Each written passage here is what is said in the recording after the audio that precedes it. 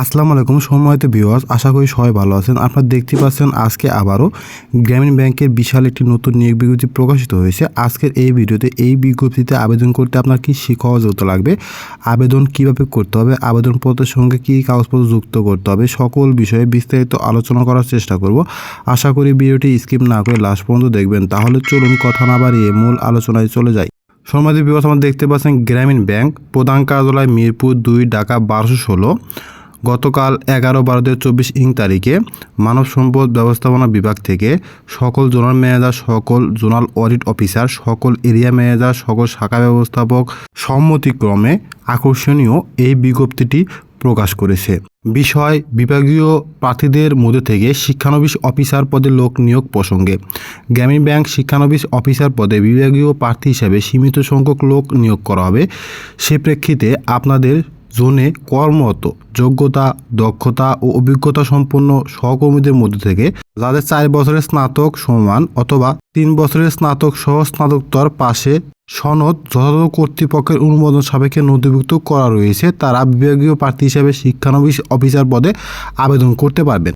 অর্থাৎ যারা 4 বছর মেয়াদী স্নাতক ডিগ্রিধারী তারা আবেদন করতে পারবে, এবং যে সকল প্রার্থী ডিগ্রি পাস করেছেন তাদের কিন্তু মাস্টার্স থাকতে হবে, তাহলেই কিন্তু এখানে আবেদন করতে পারবেন। তো এখানে দেখতে পাচ্ছেন পদের নাম শিক্ষানবিশ অফিসার, মাসিক বেতন 22,000 থেকে 53,060 টাকা।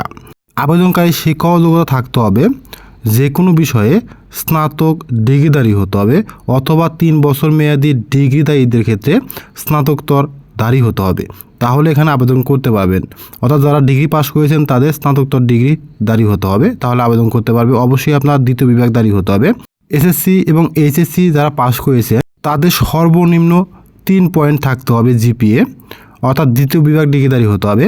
স্নাতক এবং স্নাতকোত্তর পর্যায়ে যারা 4 মাত্রা স্কেলে 2.25 পেয়েছেন তারা আবেদন করতে পারবেন, এবং 5 মাত্রা স্কেলে অবশ্যই 2.81 থাকতে হবে, অর্থাৎ দ্বিতীয় বিভাগধারী হতে হবে, তাহলে কিন্তু আপনার বিভাগীয় প্রার্থী হিসেবে এই পদটিতে আবেদন করতে পারবেন।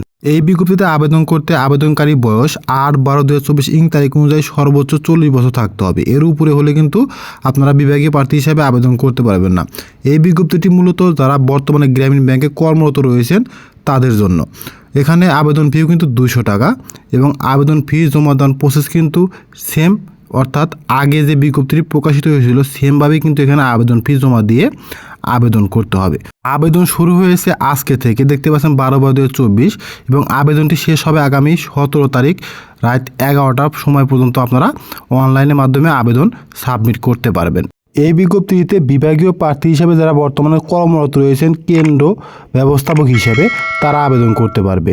এই বিজ্ঞপ্তিতে আবেদন করার জন্য একটা লিঙ্কের প্রয়োজন হবে। লিঙ্কটি এই ভিডিওর প্রথম কমেন্টসে পিন করে দেওয়া আছে, সেখান থেকে ক্লিক করে আবেদনটি করতে পারেন। এছাড়াও এই বিজ্ঞপ্তি সম্পর্কে কোনো কিছু জানার বা বোঝার থাকলে সেক্ষেত্রে কমেন্ট বক্সে কমেন্টস করতে পারেন। ভিডিওটি শুরু থেকে শেষ পর্যন্ত দেখার জন্য আপনাকে অসংখ্য ধন্যবাদ। Thank you so much. সবাই ভালো থাকবেন। আসসালামু আলাইকুম।